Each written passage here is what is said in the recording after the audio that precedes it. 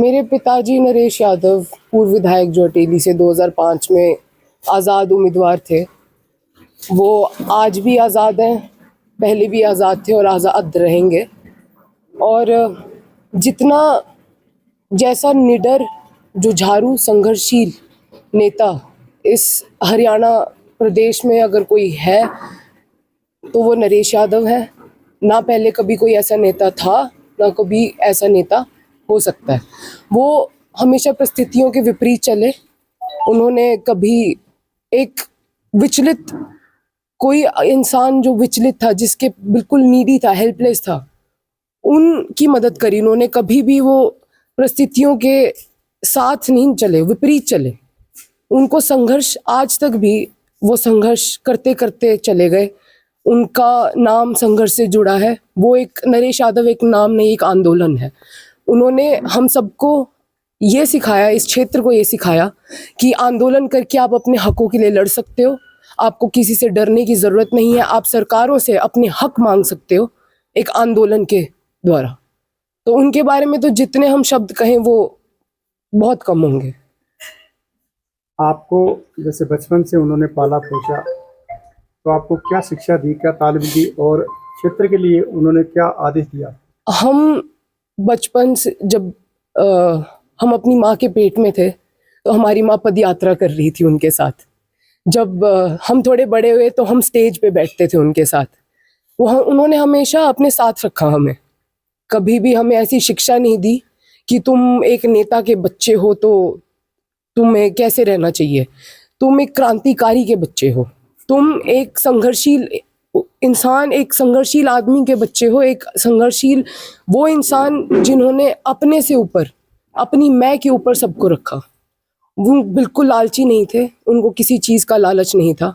उनको सिर्फ एक चीज़ का लालच था, वो था अपने लोगों का, कि मैं इनके लिए कितना काम कर सकता हूँ, मैं इनके कितने काम आ सकता हूँ।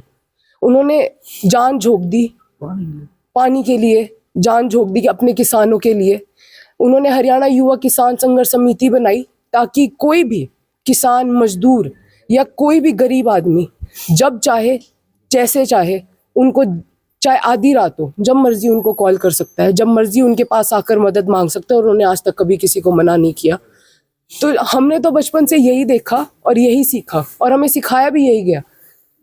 कोरोना काल में उनको लगा था कि उनको कोरोना हो गया है, जो कि एक मिसअंडरस्टैंडिंग थी, ये एक किस्सा है।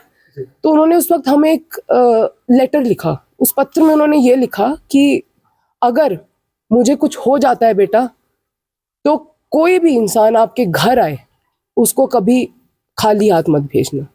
वो अगर मदद मांगने आए तो उसकी मदद करना जिस हद तक तुम जा सकते हो। किसी गरीब आदमी का कभी दिल मत दुखाना। तो इससे बड़ी बात हमारे लिए और कुछ नहीं हो सकती। हमारे लिए यही उनकी विरासत है।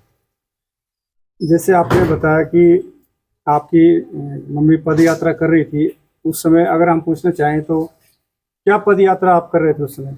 हम लोग SYL के लिए पद यात्रा कर रहे थे। मेरे पिताजी पिछले 40 साल से, वो जल योद्धा कहलाते हैं हमारे क्षेत्र के। वो सतलुज यमुना लिंक नहर जो है उसके लिए लड़ाई लड़ रहे थे, अब तक लड़ते रहे।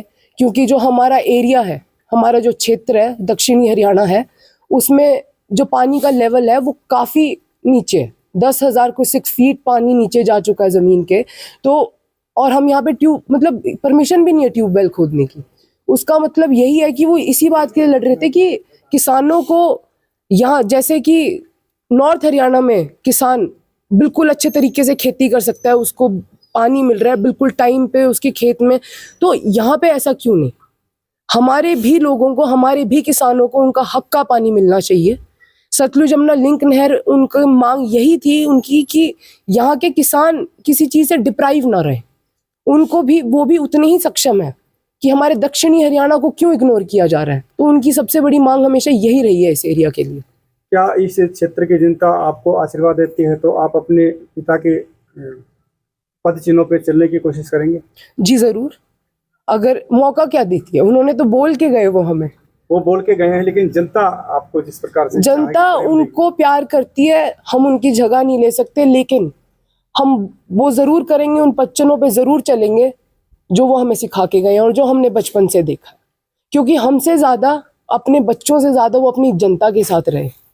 अपने परिवार से उनका अटेली एक अडॉप्टेड फैमिली है। We are not the first family. अटेली उनका पहला परिवार है, ये क्षेत्र उनका पहला परिवार है, वो लोग उनका पहला परिवार है जो अपनी आवाज़ नहीं उठा सकते, वो उनकी आवाज़ है। तो उनका पहला परिवार वही है जो खुद नहीं बोल सकते, तो उन्होंने उन लोगों के लिए बोला। सन 1993 में 10 दिसंबर मेरी शादी हुई। जहाँ पर मैंने जन्म लिया वो महत्वपूर्ण स्थान है मेरे लिए, और जहाँ पर वो मुझे साथ लेकर आए जिस गांव में, वो मेरे लिए बहुत सम्मानित है। मेरे समाज, उनके साथियों, उनका परिवार, मेरे बच्चे, मेरा इलाका, मैं इनके लिए उनके साथ चली। और उनके बाद जो रुखसत हो गए यहाँ से, मेरी बची हुई एक एक सांस इस इलाके के लिए, इसकी शान में 100 कदम बढ़ाऊंगी। मतलब शान में, उनकी शान बढ़ाने का ही काम करूंगी। मैं कोई ऐसा कदम नहीं उठाऊंगी जो उनकी शान में गुस्ताखी हो। वो दलित, दबे कुचले लोगों की आवाज़ थे। उन्होंने कभी अपने बीच में बिचौलिया नहीं रखा। मैं भी नहीं रही बिचौलिया, कि जो भी आया उनसे सीधा ही मिला। और उन्होंने एक लास्ट स्पीच जो दे के गए थे, हमेशा मुझसे भी कहते थे कि अपना फ़ोन कभी बंद मत करना, क्योंकि हम इस इलाके के एक साधारण परिवार से पैदा हुए हैं। तो हमें साधारण परिवार के लोगों की समस्याएं, उनकी ज़रूरतें, वो हमेशा शिक्षा और चिकित्सा हमारे इलाके में होना चाहिए।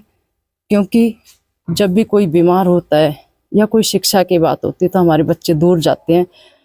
अब तो बड़े सक्षम हो गए लोग पढ़ लिख कर, पहले इतना भी फैसिलिटीज नहीं थी यहाँ पर। तो वो चाहते थे कि मेरे इलाके के अंदर वो सुविधाएं हों जो बड़े शहरों में है, रोहतक में है, चंडीगढ़ में है, दिल्ली में है। तो उनकी जो, वैसे तो वो अपनी छोटी सी उम्र में जो एक साधारण आदमी कर सकता है, उससे 100 गुना वो करके चले गए हैं। फिर भी हमें, हमारी बची हुई ज़िंदगी भी हमारे लोगों के लिए, समाज के लिए समर्पित है। इसके अलावा मुझे कोई काम नहीं है। मैं यहीं रहूँगी। मेरा जीवन मरण सब कुछ अब यहीं है।